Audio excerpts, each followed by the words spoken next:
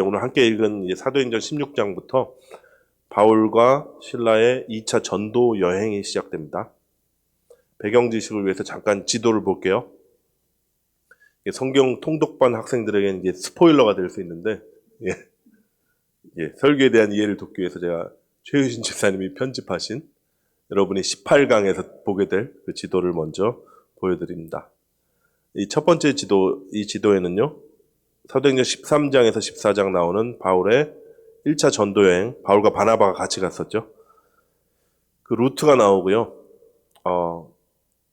이렇게 보시면 잘 보이실지 모르겠는데, 세계 선교의 전초 기지가 되었던 이 안디옥, 수리아 안디옥에 있는 안디옥 교회 파송을 받아서 구브로 섬을 지나서 버가에 이렇게 상륙합니다.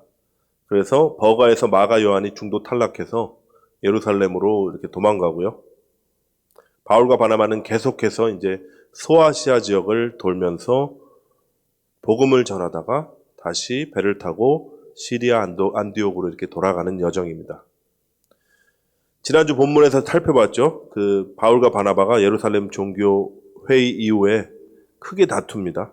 그래서 따로 갈라져서 바나바는 구브로로 가고 바울은 이제 신라를 데리고 2차 전도여행을 떠납니다. 바울의 계획은 이거였어요. 1차 전도여행에서 자기들이 세운 교회들을 방문해서 형제들을 가르치고 또 세우자 하는 거였습니다. 사도행전 15장 36절에 이렇게 나와요. 며칠 후에 바울이 바나바더러 말하되 우리가 주의 말씀을 전한 각 성으로 다시 가서 형제들이 어떠한가 방문하자 하고, 이게 2차 전도여행의 목적이었습니다. 근데 사도행전 16장 6절에 보니까 성령께서 아시아로 가는 것을 못하게 합니다. 막으세요. 성경에 보니까 성령이 아시아에서 말씀을 전하지 못하게 하시거늘 그들이 부르기아와 갈라디아 땅으로 다녀가 무시아 앞에 이르러 비두니아로 가고자 했을 때 예수의 영이 허락하지 아니하시는지라, 이렇게 나오죠. 어떻게 막으셨는지는 구체적으로 안 나와요. 아시아로 가려니까 두통이 심해지거나 설사병이 났을 수도 있고요. 아니면 날씨가 너무 험악해져서 더 이상 앞으로 나가지 못했을 수도 있습니다. 아니면 성령께서 정말 마음에 감동을 주셔서 계속 꺼리낌을 줬을 수도 있어요. 급기야 밤에 이제 바울에게 환상까지 보여주시는데 마게도냐 사람이 나타나서요, 마게도냐로 건너와서 우리를 도우라 하고 이렇게 요청하는 거예요. 마게도냐가 지금의 이제 그리스 북부 지방부터 시작해서요, 불가리아 일부 지역까지 있는 넓은 지역이거든요. 아시아에서 유럽으로 들어가는 관문이었던 지역입니다. 바울이 이제 성령의 막으심도, 인도하심도 느꼈을 터에 환상까지 보았으니 당연히 마게도냐로 가려고 힘썼습니다. 복음이 드디어 아시아를 넘어서 유럽으로 넘어가고 있는 것입니다. 예수님 말씀하셨죠. 오직 성령이 너에게 임하시면 너희가 땅끝까지 이르러 내 증인이 되리라.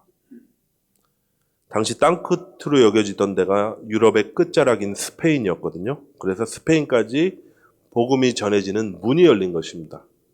두 번째 지도 잠깐 보여주세요. 이게 바울의 2차 전도여행 루트입니다. 복음이요, 소아시아를 건너서 저기 보면 바다를 건너서 이제 유럽으로 넘어가는, 그리고 넘어가서 도착한 곳이 오늘 함께 읽은 빌립보라는 도시입니다. 유럽 최초의 교회가 세워지는 내용이 오늘 본문이고요. 근데 제가 어렸을 때 그런 얘기 들은 적이 있어요. 성령께서 유럽으로 이렇게 틀지 않으시고 아시아로 계속 나아가게 복음이 전파되도록 했다면 얼마나 좋냐. 왜냐면 우리가 아시아에 사는 사람들이니까. 그렇게 세계를 호령하는 나라들이 유럽이 아니라 아시아가 됐을 것 아니냐. 우리 한국을 포함해서 아시아 국가들이 먼저 발전했을 건 아니냐. 제가 어린 나이에 이제 끄덕끄덕 했어요. 그런가 보다. 되게 무식한 얘기입니다. 되게 무식한 얘기예요. 사도행전에 나오는 아시아는 소아시아, 저기 굉장히 작은 지역입니다. 지금의 터키 지역이에요. 극동아시아에는 한국과 전혀 무관한 그런 지역이에요. 물론 전승에 따르면 도마가 인도까지 나아가서 복음을 전했다 하는 그런 내용도 있고요.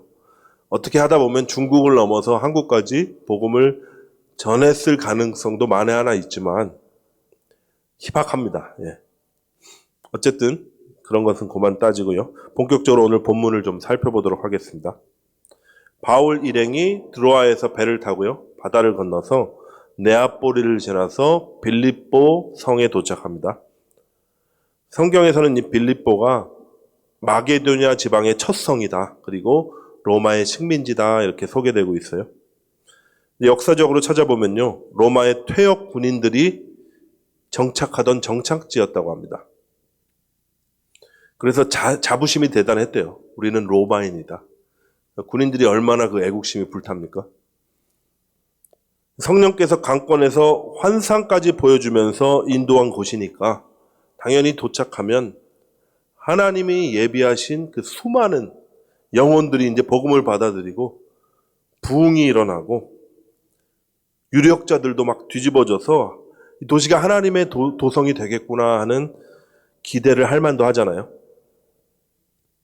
저도 탄자니아 갈 때 그런 기대를 했던 것 같아요. 하나님이 특별히 이렇게 강권적으로 나를 탄자니아 보내셨으니까 가면은 큰 부흥이 일어나고 수많은 사람들이 복음을 받아들이고 성령의 강력한 역사를 내가 경험하겠구나. 별로 그런 일이 없더라고요. 마찬가지입니다. 바울과 실라를 기다린 사람들은요, 강가에 모여있던 여인네들이었어요. 이 빌립보 지방에는 유대인 회당이 없었던 것 같습니다.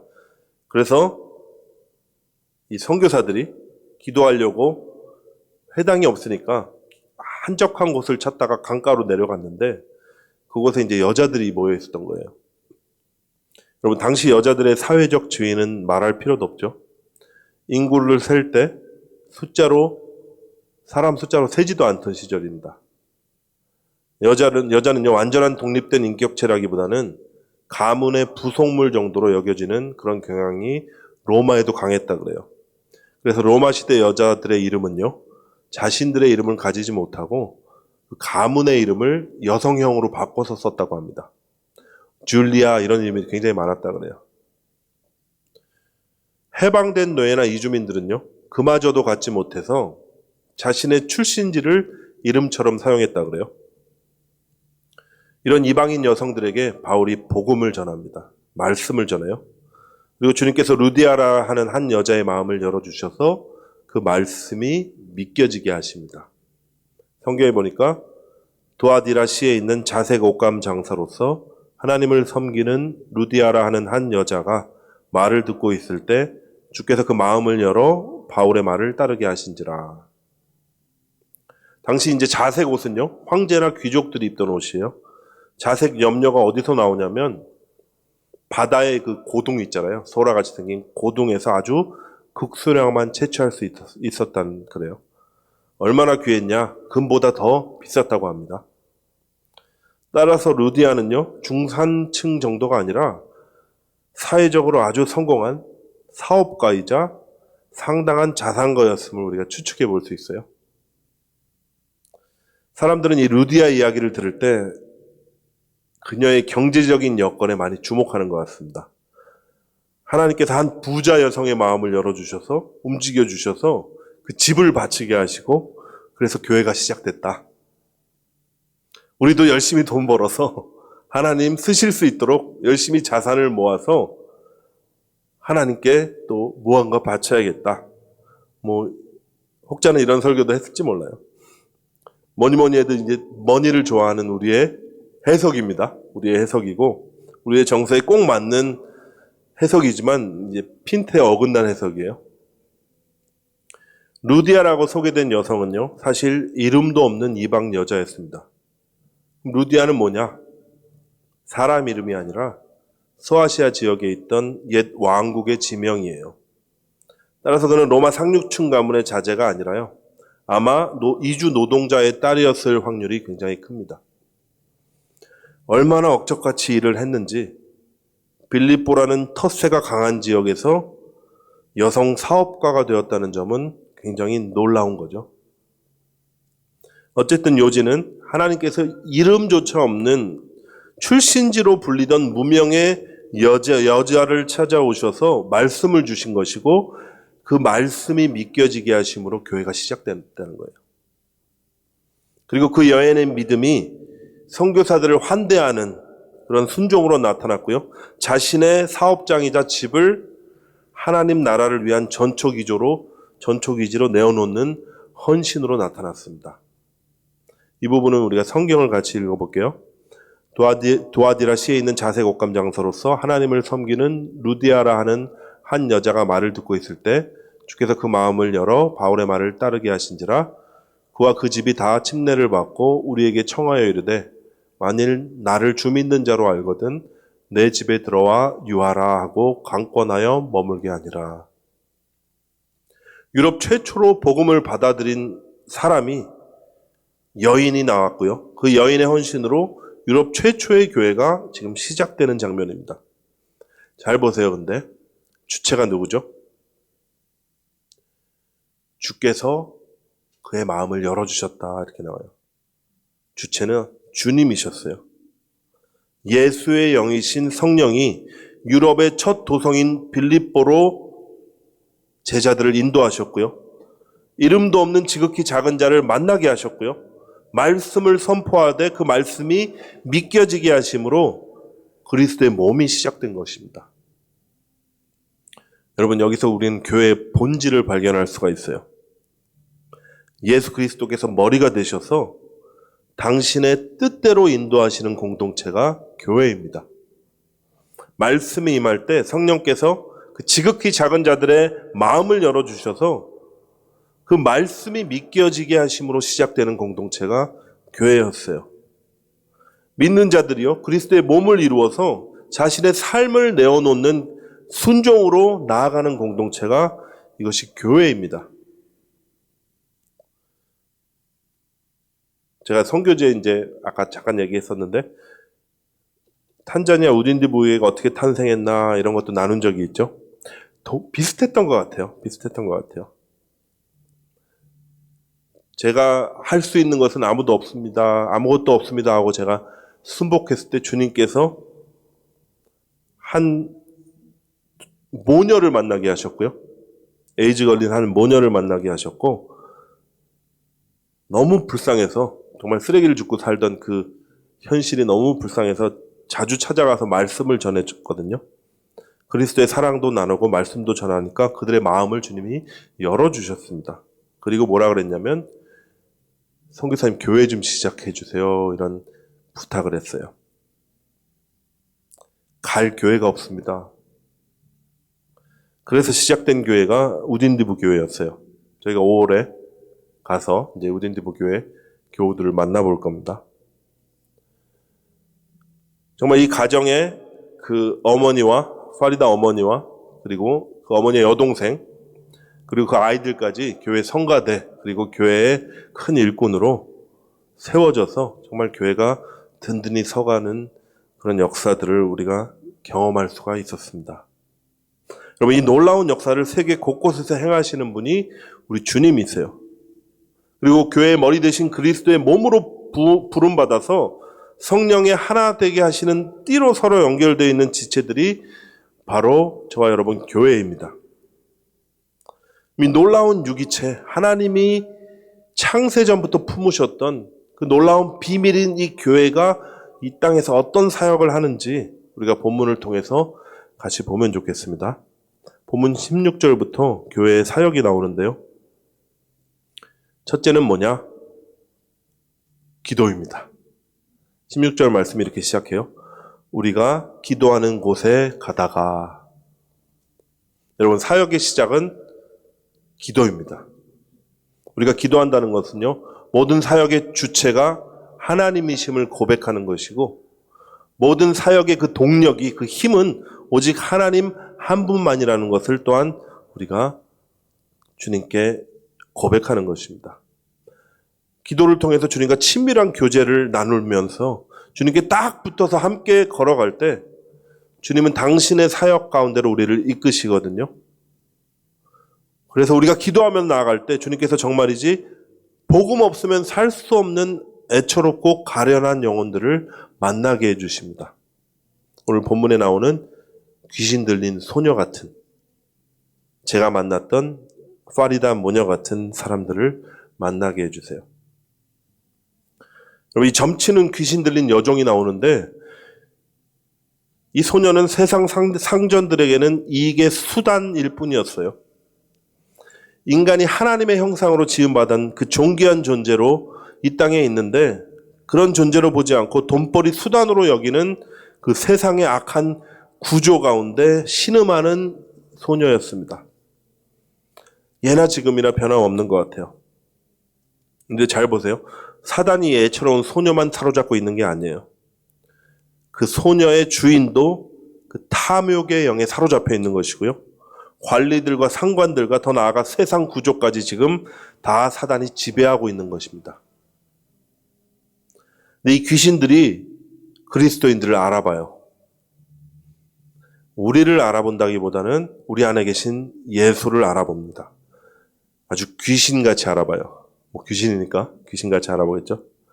오늘 본문에서도 바울과 실라를 보자 대번에 이렇게 소리치죠. 이 사람들은 지극히 높은 하나님의 종이다. 구원의 길을 너희에게 전하는 자다. 몇 날 며칠을 쫓아다니면서 계속 소리를 지르니까 바울이 그 귀신을 쫓아냅니다. 바울이 심히 괴로워하여 돌이켜 그 귀신에게 일러 예수 그리스도의 이름으로 내가 내게 명하노니 그에게서 나오라 하니 귀신이 즉시 나오니라. 여러분, 그냥 단순한 축사 사역이 아니었어요. 축기 사역이 아니라요. 잘 보세요. 가난한 자에게 복음이 전해지고 포로된 자를 자유케 하시는 그 예수님의 사역이 지금 교회를 통해서 재현되고 있는 것입니다. 예수님의 지상 사역이 뭐였죠? 누가가 이렇게 얘기해요.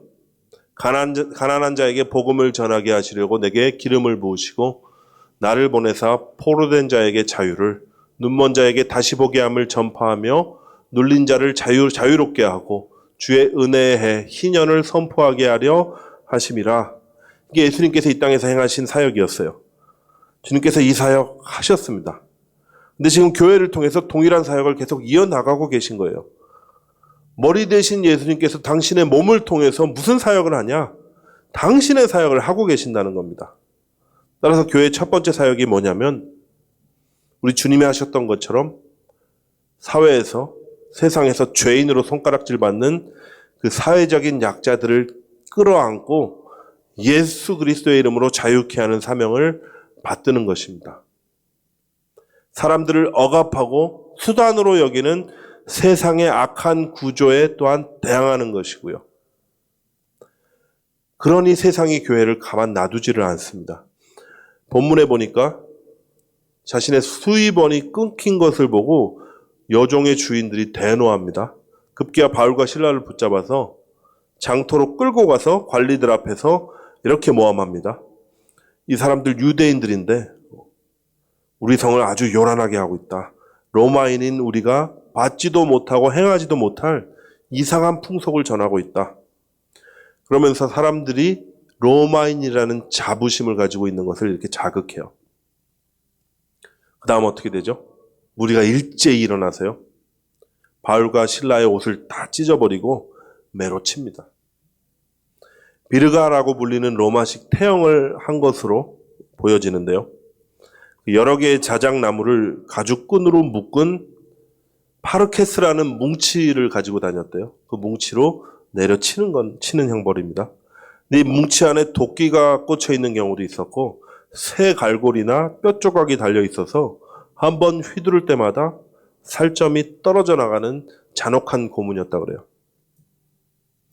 유대법은요 40대 이상 사람을 칠 수가 없었거든요. 근데 로마법은 횟수 제한도 없었다 그래요. 그래서 사람이 까무러칠 때까지 내리쳤다고 그래요. 그런 기록이 많이 있습니다. 성경에 보니까 바울과 실라를 많이 친 후에 이렇게 나오죠. 많이 친 후에 옥에 가두는데 그 발을 착고에 든든히 채웠다 이렇게 나옵니다.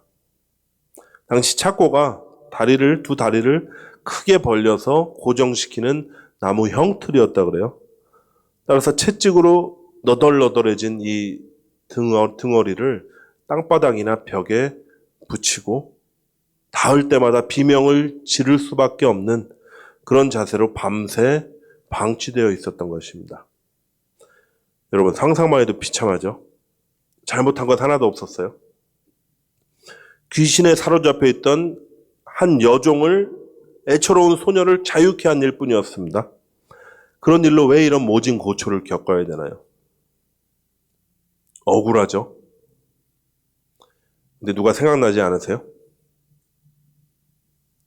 우리 예수님이 이런 순환을 당하셨습니다. 교회도 그리스도의 그 고난에 지금 동참하고 있는 거예요.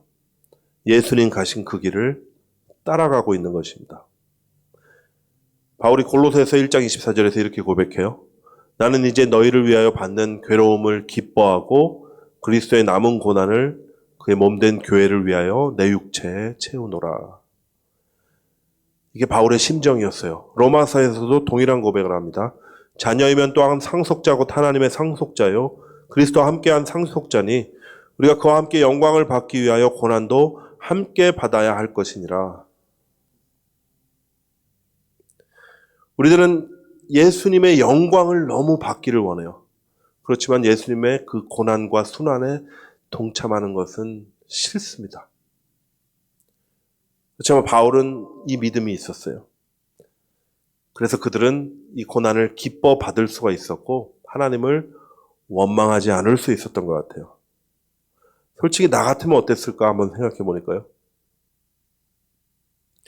아시아에 내 뜻대로 아시아를 순회하면서 성도들을 잘 세우고 다녔으면 잘 대접도 받고 다녔을 것 아닙니까? 개척했던 목사가 돌아왔는데 얼마나 잘 대접해 줄 거예요. 근데 성령께서 강권하셔서 밀어내다시피 한 이 유럽의 도성에서 교회가 시작되자마자 매맞고 얻어 터지고 감옥에 갇힌 신세가 되었으니까 원망이 터져 나올 법도 하죠. 근데 성경에 보니까 그들이 원망 대신 뭘 합니까? 이 부분은 같이 읽겠습니다. 한밤중에 바울과 실라가 기도하고 하나님을 찬송하며 죄수들이 듣더라. 어떻게 등이 다 찢겨지고 고통이 칼을 찌르는 듯한데 찬송할 수 있었을까? 사람들 다 보는 데서 옷이 다 찢겨지고요. 매질을 당하면서 인격적으로 모독을 당했는데 뭐가 기쁘다고 이렇게 찬송이 터져 나올까요? 처음엔 저도 이해가 안 돼서 계속 묵상을 하는데 베드로 사도의 고백이 생각났습니다. 베드로전서 4장 13절에 이렇게 고백해요. 오히려 너희가 그리스도의 고난에 참여하는 것으로 즐거워하라. 이는 그의 영광을 나타내실 때 너희로 즐거워하고 기뻐하게 하려 함이라. 바울과 실라에게 이 기쁨이 있었던 것 같아요. 그리고 그리스도의 몸된 교회로 부름받은 저와 여러분에게도 이 기쁨이 있어야 됩니다. 한번 생각해 보세요. 죄만 짓고 살았어요. 내가 하는 것이라곤 자기만을 위해서 사는 것뿐이었습니다. 이런 인생을 주님께서 이렇게 부르셔서 이제는 하나님의 아들 예수 그리스도를 위해서 함께 그 이름을 위해서 고난받는 자로 삼으셨다니 이게 얼마나 영광된 일입니까? 기쁘지 않으신가요? 예, 감사합니다. 저만 기쁠 것 같아서 걱정했는데 기뻐하시니까 감사합니다. 주님께서 여러분에게 이 기쁨을 충만하게 주실 줄 믿습니다. 악한 세상에 거슬려서 우리가 하나님의 사랑을 나타낼 때 정말 좋은 일을 우리가 하는데 세상이 미워합니다. 왜 그럴까요? 자신들의 악함을 드러내기 때문에 그래요. 솔직히 바울과 실라의 이 사역 때문에 돈벌이 수단이 없어졌다고 이렇게 심하게 때릴 필요는 없었어요. 점치는 소녀를 만약 몰래 빼돌려가지고 데려갔다 한들 그러다가 잡혔다 한들 이 정도 벌은 안 줬을 거예요. 왜 이렇게까지 분이 났을까요? 자신들의 악함이 드러나서 그래요. 사람들을 착취하고 돈벌이 수단으로 사용하는 것이 당연한 세상의 이치라고 스스로 명분을 주고 악한 짓을 일삼고 있는데 그 소녀를 불쌍히 여기면서 자유케 하는 사람들이 나타난 것입니다. 성도들의 선행은요, 그 자체로 끝나는 게 아니라 세상의 악함을 드러내요. 세상이 정죄를 받습니다. 그래서 세상이 분노하는 거예요. 예수님도 예수님의 사역을 통해서 자신들의 죄성, 자신들이 얼마나 추악한 죄인인지 자꾸 드러나니까 이를 갈면서 예수님을 죽이려 했던 것입니다. 때리고 욕하고 옥에 가두기까지 하는 것이죠. 그때 교회가 어떻게 반응하나요? 같이 죽자고 싸우자고 덤빌까요? 그냥 예수님처럼 묵묵히 당하는 겁니다. 오른편 뺨치면 왼쪽도 돌려대라. 억지로 오리를 가게 하면 자진해서 심리를 같이 가져라. 욕하면 욕먹고 변명하지 말아라. 원수들도 너희들이 위에서 기도해주고 용서하고 사랑해라. 여러분, 이게 예수님의 당부였습니다. 이게 교회의 사역이에요. 우리가 이렇게 나아갈 때 우리 하나님 잠잠치 않으십니다. 고난당하는 교회를 계속 보고만 있지는 않으세요. 오늘 본문처럼요, 큰 지진을 일으키시고 옥터를 움직이시고 옥문을 열어주세요. 영광스러운 장면이니까 한번 같이 읽겠습니다. 시작. 이에 갑자기 큰 지진이 나서 옥터가 움직이고 문이 곧 다 열리며 모든 사람의 매인 것이 다 벗어진지라. 아멘. 옥문이 열렸습니다. 그냥 걸어서 나오기만 하면 되는 거예요. 그런데 안 나갑니다. 죄수가 옥문이 열렸는데 안 나가는 것은 상식적으로 이해할 수가 없는 일이에요. 내일 모레 잡혀 목숨을 잃을지도 모르는 상황입니다. 그런데 바울과 실라는요, 그냥 감옥 안에 있어요. 왜 그랬을까요? 이들에게 열린 문은요, 탈출구가 아니라 복음의 문으로 믿겨졌기 때문입니다. 당시 로마법은요, 죄수가 탈출하면 그 죄값을 누가 치러야 됐냐면 간수가 치러야 됐어요. 따라서 바울과 실라가 옥문을 나가는 순간, 탈출하는 그 순간 간수는 그냥 죽은 목숨인 거예요. 본문에서도요, 간수가 졸다가 큰 지진이 나서 벌떡 깼습니다. 근데 옥문이 열려 있는 거예요. 당연히 죄수들이 나갔는 줄 알고 칼을 빼서 자결하려고 했습니다. 잡혀서 수치를 당하고 죄수들의 형벌을 자기가 받느니 차라리 혼자 죽는 편이 나으니까요. 그때 바울이 큰 소리로 말하죠. 네 몸을 상하지 말라. 우리가 다 여기 있노라. 여러분, 멋지지 않나요? 얼마나 당당하고 얼마나 늠름합니까? 그들은 감옥에 묶여 있었어요. 근데 감옥에서 벗어날 자유가 허락됐는데도 그 자유를 사용하지 않는 겁니다. 자신들의 안위나 자유보다 간수의 생명을 우선하고 있는 거예요. 이 모습을 본 간수가 두려움을 느끼면서 떨면서 바울과 실라 앞에 엎드러집니다. 그리고 이렇게 고백해요. 내가 어떻게 하여야 구원을 받으리까? 마치 베드로가 디베랴 바닷가에서 예수님을 처음 만났을 때 느꼈을 그런 경외감을 간수도 느꼈던 것 같아요. 베드로도 그랬죠. 주여, 나를 떠나소서, 나는 죄인으로소이다. 이때 바울이 놀라운 복음을 선포합니다. 우리가 다 아는 유명한 말씀입니다. 같이 봉독하실까요? 이르되 주 예수를 믿으라. 그리하면 너와 내 집이 구원을 받으리라. 아멘. 아주 단순하고 명확한 복음입니다. 그리고 이 단순한 복음이 간수에게, 그리고 간수의 집에 있는 모든 사람에게 전해져요. 그 결과 온 가족이 믿게 되고 침례를 받고 기쁨이 넘쳤다. 성경에 이렇게 나와 있고요. 오이코스 가정교회가 이제 또한 탄생되는 그런 장면이었습니다. 여러분, 만약 옥문이 열렸을 때 바울과 실라가 하나님이 우리를 드디어 살려주시는구나 하고 뛰쳐나갔다면 어땠을까요? 도망갈 수는 있었겠죠. 그러나 얘기는 그걸로 끝나는 겁니다. 간수는 처형을 당했을 것이고, 그리고 그 사실을 나몰랄라 하면서 바울과 실라는요, 교회에 돌아다니며 하나님이 옥문을 열어서 자신들을 구원했다고 간증하고 자랑하고 다녔을지도 몰라요. 여러분, 교회들이 지금 이러고 있어요. 하나님 잘 믿었더니 하나님이 사업의 문을 열어주셨다. 하나님 잘 믿었더니 자녀 대학의 문도 열어주시고 건강의 문도 열어주셔서 이렇게 축복받고 기쁨 가운데 잘 살게 되었다. 이런 얼토당토한 간증을 자랑이라고 하고 다닙니다. 사람들은 부러워하기도 하고 질투하기도 하고 또는 나는 왜 이 모양인가 하면서 자괴감을 자책을 하기도 해요.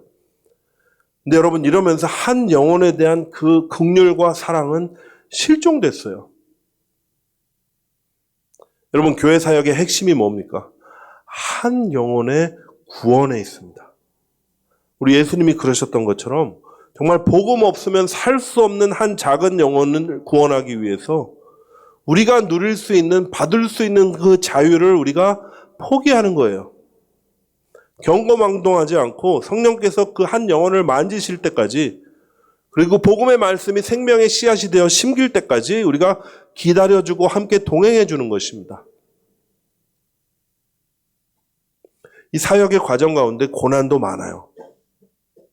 그때는 기도하는 것이고요. 또 기도하다가 하나님이 이 영광스러운 일 가운데 우리를 부르셨다는 확신이 들면 또 찬송하는 것입니다. 예배하는 거예요. 아까 말씀드렸듯이 교회는 어쩔 수 없이 세상의 미움을 받게 돼 있어요. 왜냐하면 세상이 악하다고 드러내니까요. 그래서 세상에 뭘 이해를 받고 미움도 받고 비난도 받고 박해를 받을 때 우리가 함께 핏대를 올리는 게 아니라 묵묵히 받아들이며 기도하고 찬송하면서 가는 것입니다. 고되죠. 힘들 때도 있고 그만두고 싶을 때도 있을 거예요. 그래서 주님께서 우리를 공동체로 묶어주신 겁니다. 오늘 본문이요, 루디아의 집으로 시작했죠. 그렇게 해서 루디아의 집으로 끝나는 걸 한번 보십시오.